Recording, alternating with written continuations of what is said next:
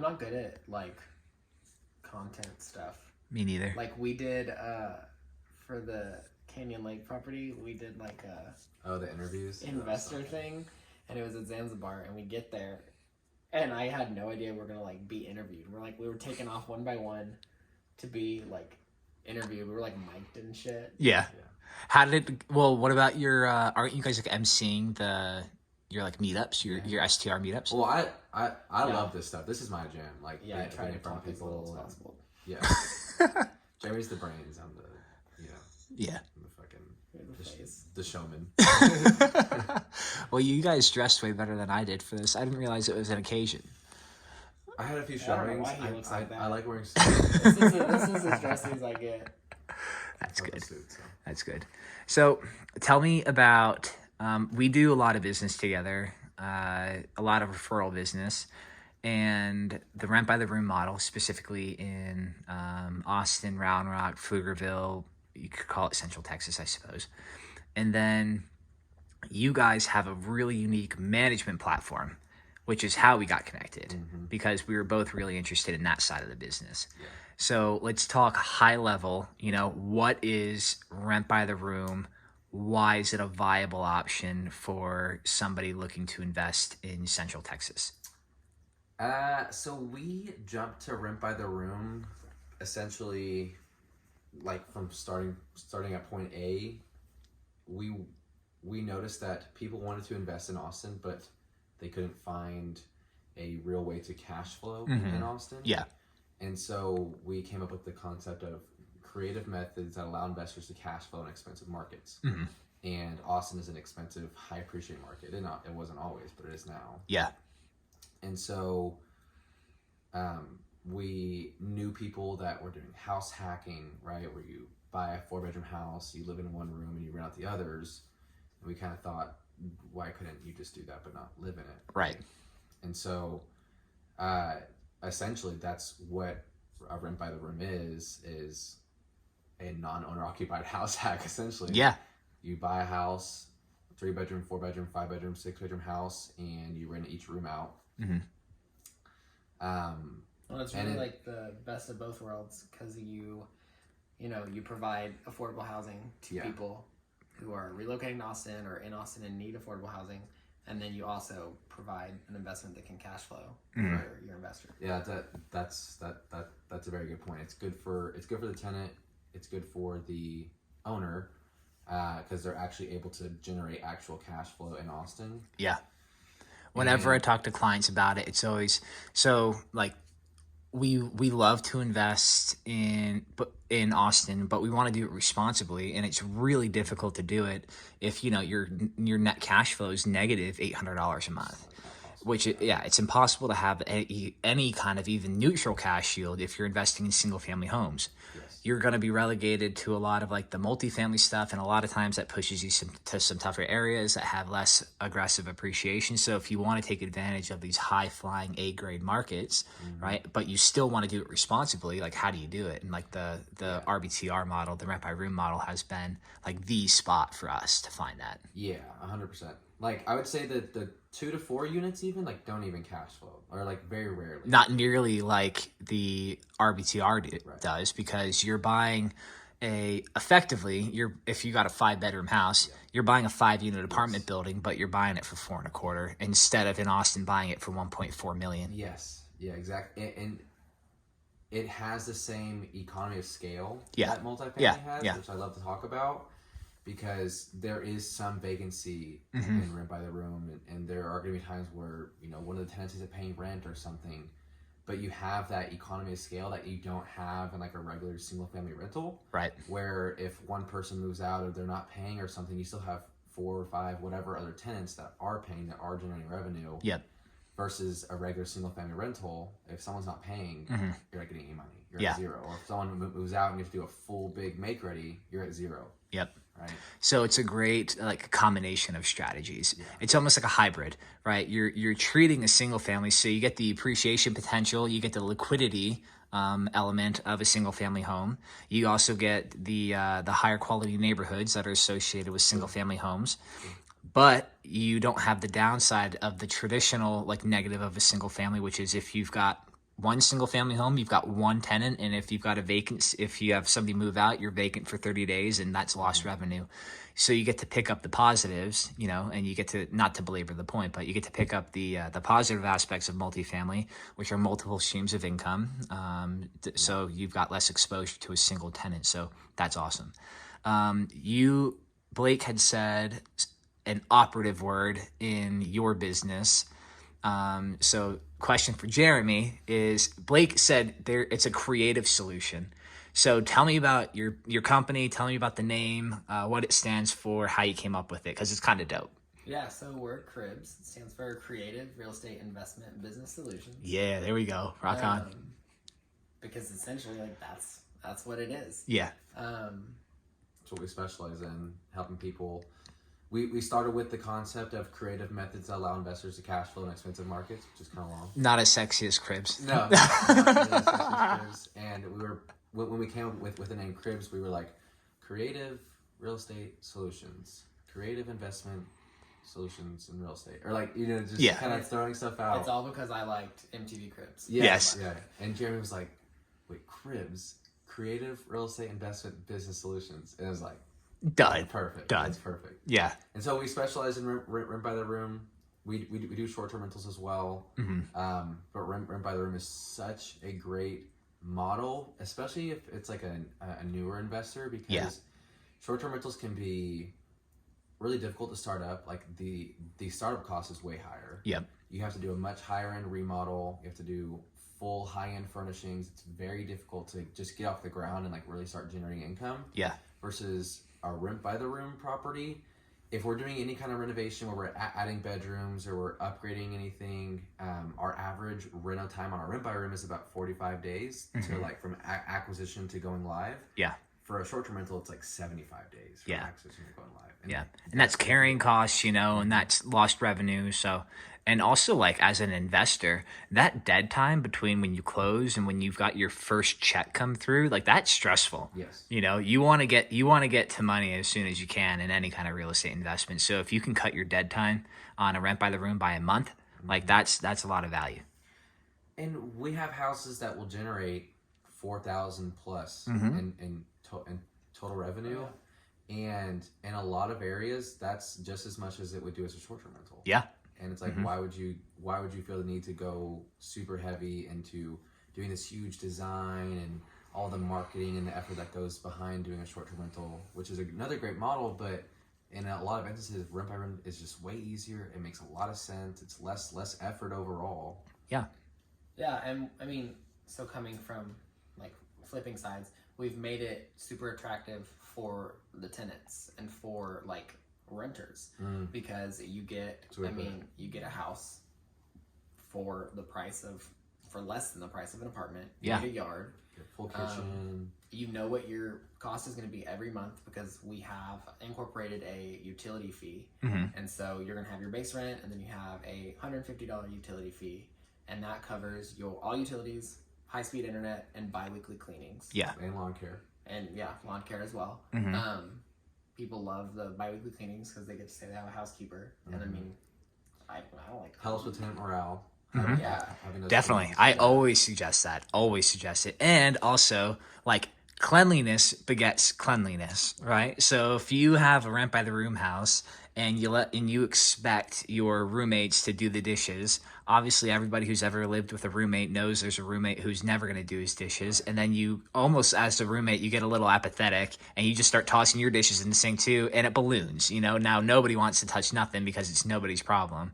So having that little housekeeper come through every other week, you know, it keeps the quality of the asset high, keeps tenant turnover low. So I definitely am all on board for that. Yeah.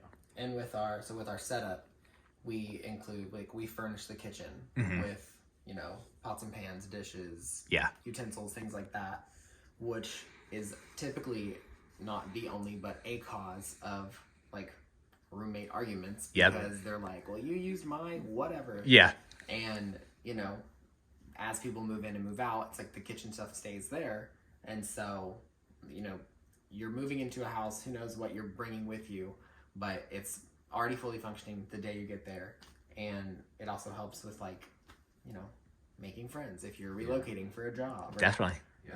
A lot of our effort and a lot of the lessons that we've learned in how we set up properties is trying to mitigate roommate issues. Yep. We've gotten pretty good at that. There's always going to be some, but we've got a lot of the right systems, and we know how to like put the right people in the right houses and furnish these properties properly to where we can mitigate a lot of those issues, because we've had experiences in the past, like when maybe we weren't doing something right or issues had happened that we weren't aware of, and you have what we call a mass exodus, where like you might have one crazy bad roommate and like 3 roommates will leave because of that, and then that's a whole issue, right? So a big part of why people hire us, why you should hire a manager for a rental like that, is we know what it takes to prevent something like that. Yeah.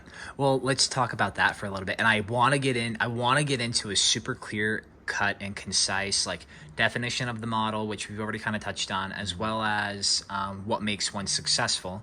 But something that really makes it successful is having people who have like worked in the industry for a while. And like Jeremy, I know you don't like talking on like the camera or anything, but tell us about your background, because this is incredibly valuable as an RBTR manager to have somebody with your kind of background. So talk about that. Yeah, so my background is in multifamily, but specifically student housing.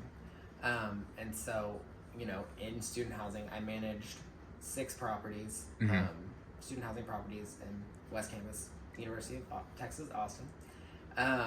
And it essentially is just like a bunch of rent by the rooms. Yeah. Right? So in some cases, you're renting a bed space. So you've got a 3-bedroom apartment where there are 6 separate leases. And there are 6 people living there. And so I did that for about 5 years. How many total tenants in those 6 buildings? Because 6 buildings doesn't capture it. Yeah, right under 2,000. Yeah, 2,000 tenants. And so there is not a roommate issue. See, that's the value. That's the value when you can get the call that says, "Hey man, this guy, like, he pulled a butter knife on me yesterday," and it's like, you know what?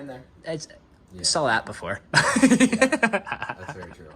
Yeah, so that's hugely valuable, especially for people. A lot of our clients, for all 3 of us, a lot of our clients are out of state. They've never experienced a model like this. It's new territory. Most of them are going forward on a model because they've connected with one of the 3 of us in some capacity. We've established some sort of trust, and we're telling them this is a good solution, which it is. We know it is. We've had it in our own portfolios. We know that it works well.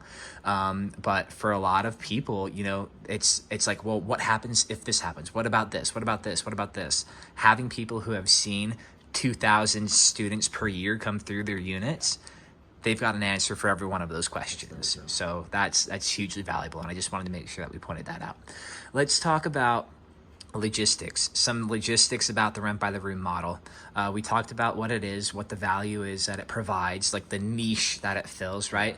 Probably your easiest entry point. I always talk to clients and say, if you can imagine getting off the plane at the Austin airport, taking an Uber to Target, doing a Target run, getting your essentials, and you'd be able to move into the house. You've got all of your common areas are all furnished. The only thing that you would really have to worry about is your bedroom and your personal belongings, and to make yourself comfortable. So you can really move in fresh off the plane and have a turnkey housing solution that's affordable, low barrier to entry. That's like, and we won't get into who leases, because there's a dozen different types of archetypes who do lease. But let's talk a little bit about, like, I suppose, why somebody might choose a rent by the room house versus a studio or a 1-bedroom apartment. Can y'all touch on that? Yeah, so a lot of I'll go first. Yeah, there's a lot of reasons why I think people choose to go with the rent by the room house. We have a lot of young adults who are just getting out into the world, and they're okay living with other people because it's significantly less expensive than apartment rents. One of the benefits of the rent by the room model in Austin is that rents have skyrocketed in Austin. Yeah. And you can't really get a studio apartment for less than like $1,200 a month. Right. Right. And we have rooms that are renting for like $600 a month, literally half of that. And so the the people that we see that are getting these rooms, a lot of times they just want some form of affordable housing. They're willing to stomach, or they have like experience in the past living with other people, and so they're willing to do that for just like that affordable housing. Yeah. So affordability is a huge one. Yeah. What I found, what a lot of the tenants enjoy, well, you also talked about Austin in particular. One of the reasons why Austin, I think, is so like why it works so well for the model, and the model does not work in every market. It definitely doesn't work in every market, which is why I think it's hard for a lot of out-of-state investors to wrap their heads around it, because we have such a unique demographic of person here. A lot of our base, a lot of our tenant base is going to be young professionals, right? They're coming fresh out of a roommate environment anyway in college, so they're already comfortable with that model. It's not like we're talking about a mom and dad and two babies moving into a roommate situation. Like that is not it. That's not the demographic. So beyond cost, I've also saw that a lot of people, they're already comfortable with that roommate model, so it's a lower barrier to entry. I've also seen that a lot of our tenants who come through, they're looking for built-in community. They think it's a great soft landing for finding, friends in Austin, a totally new market. So that was just like another one that I saw that was pretty common when I talked to people who have these rooms from us in the past. Yeah, I would agree with that. People that are moving to Austin and they don't really have a place to be. They also like the flexibility is a big one huge. Too, right? Yeah, like people huge. want those shorter term leases, and we don't start them off on a month to month, but they want something that's a little bit more flexible. Where hey, they moved to North Austin, like, man, I don't really actually want to be in North Austin. I'm gonna move to South Austin or something of that nature. And then we also have people who like, this is a pretty interesting thing that we've seen a few times is a lot of contract workers will come and stay with us. They may live in Houston full time, but they come to Austin to work Monday through Thursday, and they just need a room, and they'll stay in these rooms, and they're like really professional people. They have a family back at their hometown, and they just come and stay in these rooms, like, and which those tenants are great. Yeah. Those are great to find.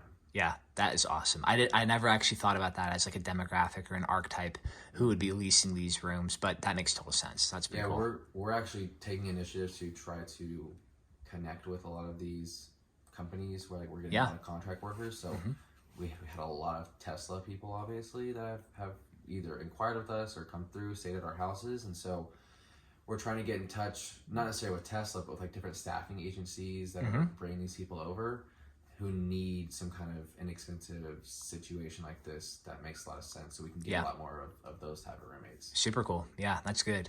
Let's talk about some dollars and cents and some numbers and that kind of thing. Just like super direct questions that I know people have. Yeah. So tell me what your average room leases for. 700.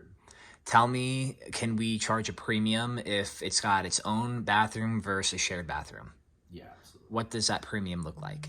Your average. You're a popular guy. Yeah, I guess so. It's probably a tenant telling you that somebody's jumping off of a porch probably or something. Another roommate issue. No, I would say like on average, your master bedrooms or your ensuite bathrooms are going to rent for what we see in the Austin area, low end $825. That's like absolute lowest end. Outskirts of Austin, highest end $1050. Most of our $1050. Yeah. Dang. Finish out. Inflation. Finish out definitely. Finish out makes a big difference. Makes a difference. So Okay, cool. We have some higher end rent by the rooms that those rooms rent out for really, really good prices. Yeah. But on average, like, you're probably going to see the median of that. So like around 900, something like that, right? So, per bedroom. And then for the rooms that don't have an ensuite, depending on the size and the location and how many roommates that you're actually sharing that bathroom with, will kind of adjust the price. We try to max it at about 4 people per bathroom. Like that's our goal, to not go over that if we can. Yeah. For those rooms, you're going to see anywhere from like absolute lowest end $550 up to 750, Yeah. 775. Yeah. And in general, I know this is like a rule of thumb. In general, like you want to try and get as many showers into that house as you can. Yeah. But if you have to, or if like you really want to leverage the model, can you use 4-to-1? Yeah, you can. It'll lease, but it's going to be a conversation with those tenants. You know, like, hey, just so you know, this is how the situation is, and that you're going to have to trust that they can be adults and work out the bathroom situation. Right. It's typically a little bit more difficult to lease once we get to that 4 number. Yeah. I've seen the same. Exactly. And we've talked about this a lot, but like you can hack the master bathroom, right? Yeah. Where you can build We call it hallway, jailbreaking. Yeah. Jailbreaking the master for sure. Exactly. And so you might have a 5-bedroom, 2-bath, but you can have 2 people to one and 3 people to the other if you can set it up the right way. Yeah, exactly. Cool. What about we've talked about Austin. Austin is obviously a collection of submarkets. So which markets do you have and manage rent by the room houses in? All around Austin. Give me specific. Like, are we in Cedar Park? Or are we in Pflugerville? Like, where do those ones? Round Rock, Georgetown, all of Austin, North Austin, South Austin. Hutto. We've got 2 in Hutto that actually do really well. Great. Manor. All of Georgetown's Manor. All the North Austin suburbs have performed very well. Okay. We've had stuff. We have stuff now in like the South Austin suburbs, Buda, Kyle. Great. We have one near Del Valley. It's not really in Del Valley, but it's in that area. It's close. Yeah. That does well. Cool. And then just all around Austin also. Nice. Most of these houses, do you have an idea about like price point and like what the investor is looking for in terms of, or what most investors are purchasing those houses for? And then, let's start there. I'm curious to know what you've seen. I mean, I would say our average rent by the room purchase price is around $450 to $500, somewhere in that $500,000 world. Yeah. And that's usually, those houses usually don't need to do too much cosmetic work, but we might go in there and we might convert a loft space into another bedroom, or convert a dining room into a bedroom or something. Yeah. I would say that's about what I've seen. Yeah. And then like just some of the things that I saw with the past probably 6 months, right? We definitely saw a market softening for sure. So I know in, say, January, February, March of 2022, it was nothing for us to pick up an RBTR house for $650, but now recently, since the softening, we put 2 rent by the room houses under contract today, one for $400 and another one for $425. And that's a much safer play in like my perspective, like with all of my clients getting into that $400 to $450 range. And if you can get an RBTR 4-bedroom house with say 3 bathrooms for sub $400 right now in any of those Austin markets that we talked about, so like Austin, Round Rock, Pflugerville, even up into like Cedar Park. Have you guys done any in Leander? Is that a market? Yeah, we actually have seen 2 houses in Liberty Hill. See, that's nuts. They've done well. So, and these are definitely markets where you can go in sub 400 right now, especially if you're aggressive on offer price. You see something listed for 435 and offer 390. We have a client that got something at. Sorry to interrupt. We have a client that got something at around 340. Jeez, yeah, wild. Not a beautiful house, but completely livable. Yeah. Converted. It was a 3-bedroom that was about 2,000 square feet. Converted 2 areas and made it 5 bedrooms, and cash flows very well for him. Yeah, I bet it crushes. Yeah. So like a lot of these people who we see come in that let's just call it 350 to 450 range is right now, while we're recording this in the current state of the economy, is probably like the optimal range if we can get a 4 or 5 bedroom house and 2,000 to 2,500 square feet, something in that range. So purchase price, and then what should an investor expect? Let's say it's a $400,000 house, 2,500 square feet with 5 bedrooms in it.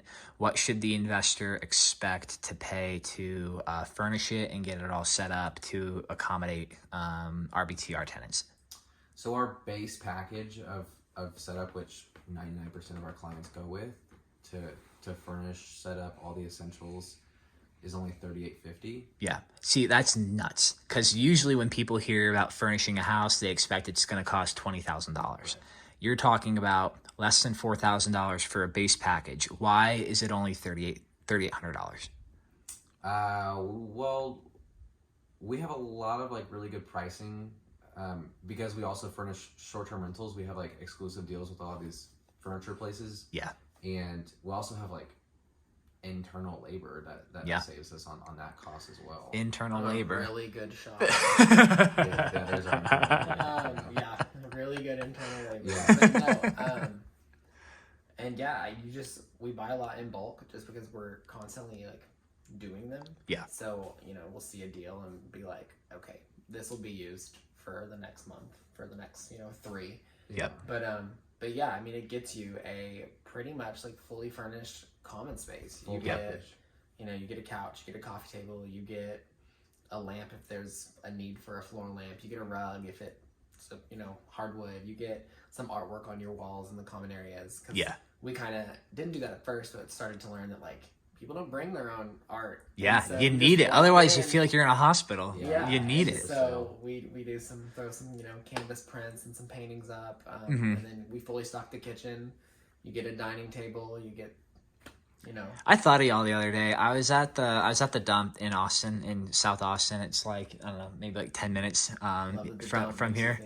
Oh my gosh! But I went through, and they have a section where you can buy stuff that they pick out of the dump.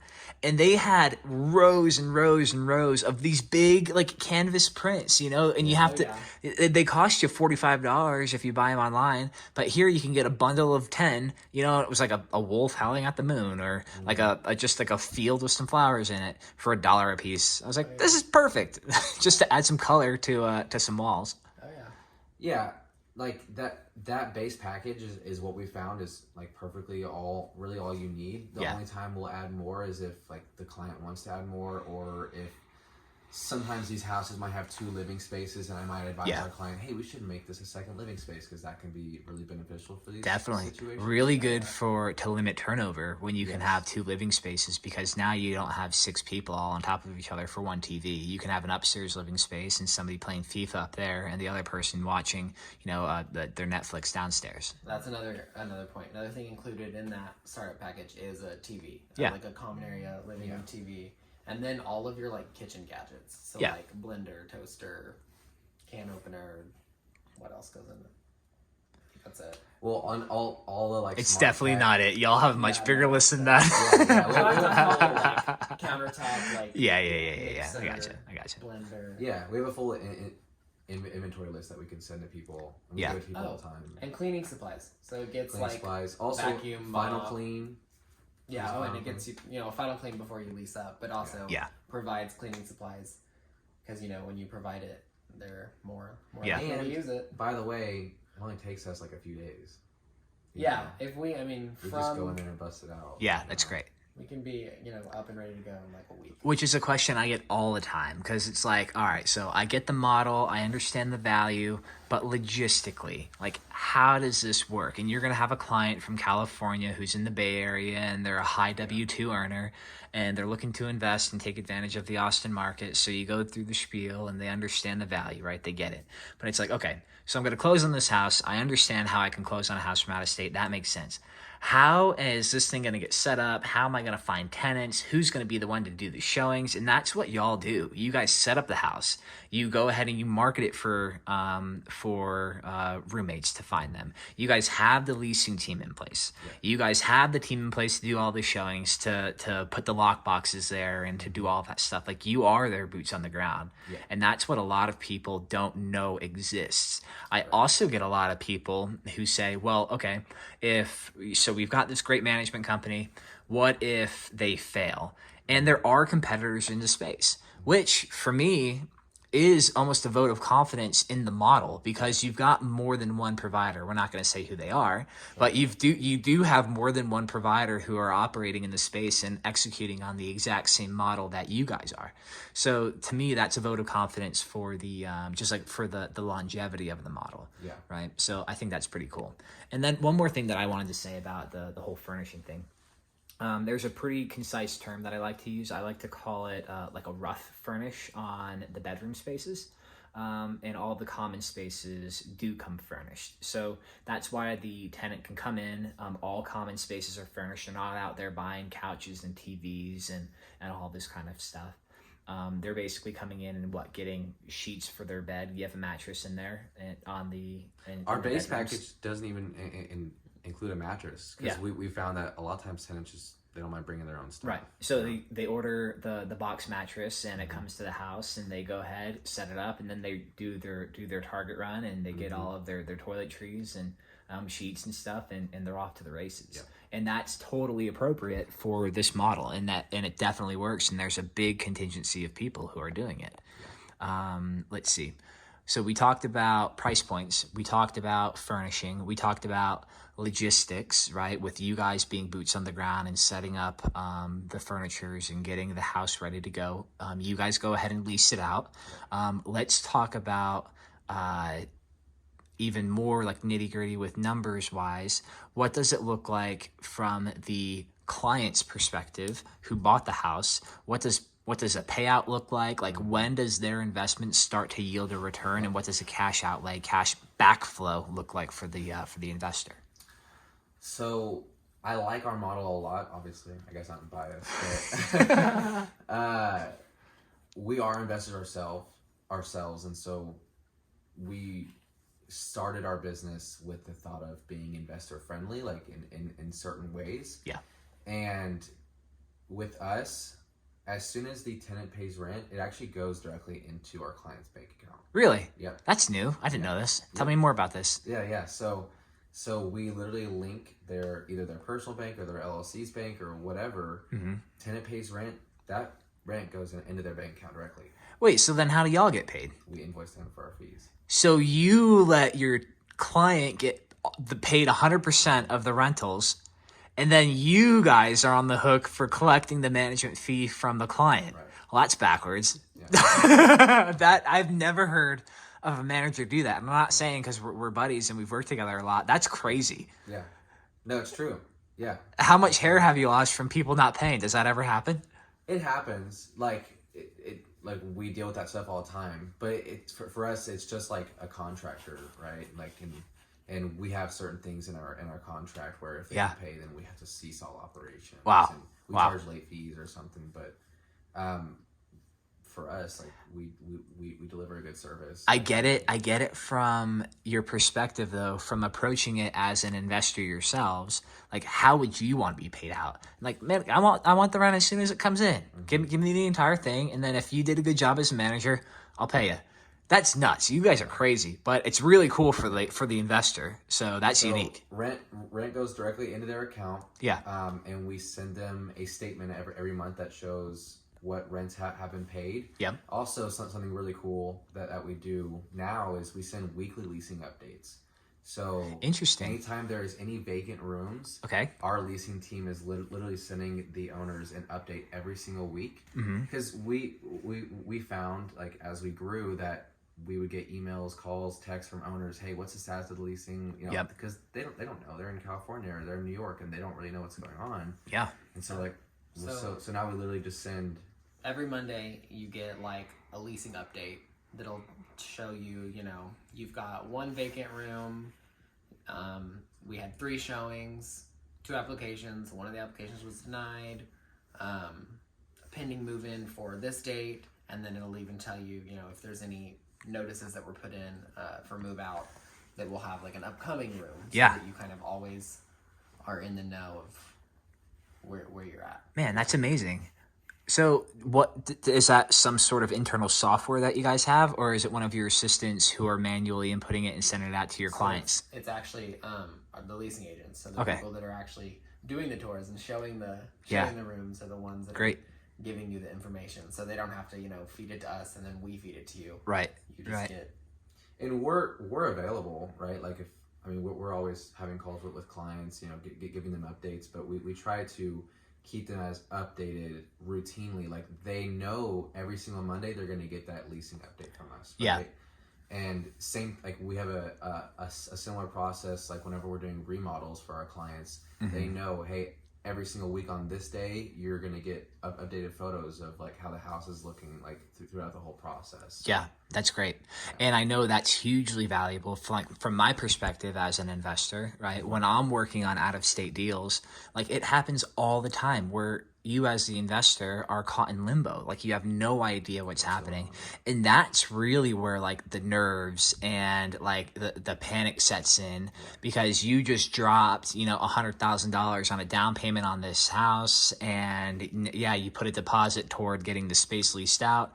And now if you're in the dark and you have no idea what's happening, it's like, am I going to have to hop on a flight to Austin and like go to this house and see what's going on? Like have an ambiguity in real estate. We've already talked about this. Ambiguity in real estate is inevitable, but having you guys have a system in place where the investor knows that they will have an update on a Monday by 5 p.m. about the status of the house is hugely satisfying for the investor, right? So that's really good. Same thing for the rents. Every single month, on the 8th of every single month, we send a payment status update, right? Yeah. So if someone's paying late, you know, they're not going to pay until the 12th or something. But by the 8th, we've already had those conversations with those people. Yeah. We have notes next to their name. Hey, this person's going to pay on this day, or this person hasn't paid because of this reason or whatever. Yep. Just trying to give as much communication. Obviously, clients are always going to have additional questions and things of that nature, but... And you're only billed on rent that's been collected. Right. Right. So if... Okay. You know... And you mean, and I'm sorry to cut you off, you mean... your management fee is a percentage of bills collected. Right. Correct. So if a client isn't on the hook for, you know, $700 a month if they've got one room occupied. Right. Correct. Okay, cool. Which is, you know, more reassurance for the client that, one, like, well, we are trying to collect the rent. Right. And Yeah. two, we want to fill it up as fast as you do. Because we're Yeah. not making money unless it's full. Right. So let's talk about that. What do your fees look like? Costs that the investors should expect beyond. We know the setup fee, right? So what should they expect in terms of ongoing management fees from cribs? So management fee is 10% of the rents collected. It's capped at $300 a month, and we have a annual leasing fee as well. Great. So how that looks is whenever we first take over the property, we first lease it up, you're charged 100% of the total rents. But then every year after that, we reduce that leasing fee to 75%. Yeah. And it's only if someone moves in and moves out, and then someone else moves in, right? Yeah. And so if we have houses where people have literally been in the houses for over 2 years. And Yep. so in that case, there's no leasing fee. No leasing fee. Right. Exactly. And that's really beneficial to our clients, obviously. And so we try to build as much of that as possible. And the leasing fees are capped at once a year. Yep. And so let's say I have a 5-bedroom house, but one of the rooms I had to lease out 3 times a year because someone moved in, moved out, and then someone else lived there for 2 months and ghosted us or whatever. Yeah. Or only charging a leasing fee once. Yep. So I want to reiterate that because that's hugely important. So when I talk to rent by the room investors, it's like, well, there's really high turnover, right? And I'm going to have to pay to have this property released every month or every 3 months. That's not the case. Right. Let's say the gross income projected for a house is $4,000. The investor in year one, and year one's going to be the most expensive year for that investor to hold that house, is going to be $4,000. Doesn't mean if there's 25 turnovers, it's going to be $4,000 based on your billing model. And then also, let's say you get the house and you've got $4,000 in receivables for rent. You're maxed at either 10% or $300 per month leasing fee. So you're gonna have the lesser of those two, either 10% or $300 a month. So they're never gonna have a $400 management bill from y'all. It'll only ever be maxed at $300, which is an awesome model. And then the investor is heavily incentivized to stay with you guys long term, because your lease up fee reduces to 75% in the preceding year. Again, They're never going to pay more than 75% of that $4,000 number. So they're maxed at $3,000 for a lease-up fee, even if there's 15 turnovers in that house in year 2, which is an awesome value proposition for our clients. So I just wanted to kind of like reiterate that fact for y'all as managers. That's really unique and really valuable for the investor. Yeah, I agree. You agree? You like it? Yeah, I agree. So last piece that I wanted to touch on, and our video is getting a little long. We're almost 40 minutes. I know, we can go all day. And we were already talking for an hour before this. Oh, I'm sure you have the same experience. But we'll talk with like by them clients, just talking about literally the same conversation for an hour. Just like, blah, blah, blah, like, well, y'all are in the right business then. You're in the right business. Let's talk about one of the ugly sides of the business. What does it look like when you get it crazy and you've got to go through and get them out, and he's really disruptive to that roommate ecosystem? How do you guys handle that? So I'll answer that with some reassurance also, in that what a politician. Look at this guy. We try to do as much mitigation of that from the beginning. Right? So in real estate, you make your money when you buy. Yeah. In property management, you save your headache when you accept the right? So did you come up with that analogy just right now? Yes, I did. On the spot? There you go. We can put that on a t-shirt. We have things in place. We do background checks, credit checks. We do personality tests now that we just started implementing. Even like before they even apply. So when you go to tour one of our houses that is occupied, we are letting the roommates that live there know, hey, we are coming to show this vacant room. Yeah. Be home if you can, so you can meet your new roommate. Yep. And that has been super helpful because you kind of like pick up on their vibes. Yeah. They'll be like, oh yeah, I don't think this is the house for me. Or they'll be like, oh my gosh, hey, wait, I see that you have an Xbox. Oh my god. Yep. Yeah, whatever. So can I pause you there? I would always call that. I would take tenants on a meeting with me with a new tenant, and I'd call that first tenant my anchor, right? So he was my anchor tenant. And you would effectively build your roommate ecosystem around that, because after you go through the interview with the prospective tenant, you talk to that anchor tenant, and it gives him some form of, accountability, and he feels some sense of ownership over that house. And if there is an issue, I've found in the past, if there is an issue, one, that anchor tenant, because he was seen with you as the manager or you as the owner, has some sense of authority in that house. And it gives more of like a cohesive and like a hierarchy in that house, having like that anchor. Also, the anchor can then just be a sounding board. Like, hey, like I don't know, I really don't think I could. I see myself with this person, but then they could say, yeah, you know what, I'd be down for that. I think they'd be a great roommate. And if you get the buy-in from the anchor, now he's also incentivized to make it work, because he was right there at the beginning. It wasn't like this was forced upon him, right? He had say in that relationship. So I think that's huge. Yeah, I agree. But to answer your initial question, yes, we do run into issues from time to time where we have crazy tenants, and we made the wrong choice on letting them in, or they stop paying, they lose their job. All kinds of things will happen. We have a lot of things in place to get rid of them. We can say we've never actually had a foul eviction, which is, I would say, a pretty good track record. It's rare to actually have to get an attorney involved. Very rare. Very There's rare. a lot that happens before that. Here you go. Yeah, there's a lot that happens before that, and a lot of steps we can take as managers in order to mitigate the frequency of litigation. So yeah.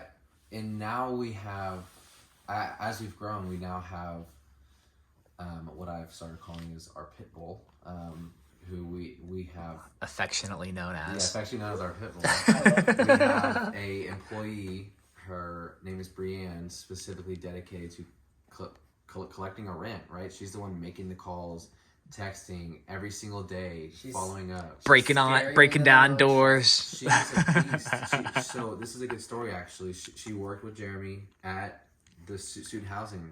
You poached your old coworker? Yeah. she I was poached her able. twice. Good I job. poached her to bring her there, and then I poached her to take her. You gotta do what you gotta do, I man. don't know if they know that yet. But she increased their collection rate by what, 10-20%? Yeah, so with her, you know, because when you have 2,000 tenants, Yeah. your delinquency is, you know, not what you'd want. I think we sat around like, gosh, don't fact check me, but I think we sat around like 11%. Delinquency? Yeah. Which isn't outside the norm for that grade of housing. No, not at all. Especially with, you know, you've got, it doesn't matter, but yeah, it's like a second home almost. Yep. You know, I get it. kids rent. But Yeah. Yeah, and she got us down to like 2%. Unreal. Which is like the lowest since like the property opened. Yeah. And like kept us there. Wild. And so even in the short amount of time she's been with us, we didn't really have a delinquency issue, but anyone that's come up, she's all over incredible. it. White on rice. Let's go. Yeah. That's good. And that's important. That's important for an investor to know that you guys have an asset and a resource who again, the experience piece, right? You can't just be like Joe Schmo off the street and say, you know what, I'm going to try and like operate this rent by the room model because my cousin in the Bay Area wanted to buy a house. So let's go ahead and do it. Like, we've learned a lot over the past couple of years about how to run the model, how to do it effectively, how to mitigate risk. Like, there's a lot that goes into it, and I really feel that you guys as operators have gotten to a good spot. So I'm excited to see how it kind of grows going forward, you know? I agree. Yeah. So that's all we got. Was there anything else that you wanted to touch on? Anything that the investor needs to know about cribs that I didn't already ask? No, I mean, only other thing is that we're turnkey, which I tell a lot of people, right? So that they can come to us and we'll help them. We talk about this, but we can help them remodel, furnish, and manage the house. Yeah. Do all that. Yeah, so. exactly. So good. Cool, man. Well, Blake, Jeremy, you did great. Yeah. It was wonderful. You got to start getting in front of the camera more. That's true. Crush. Yep. And break.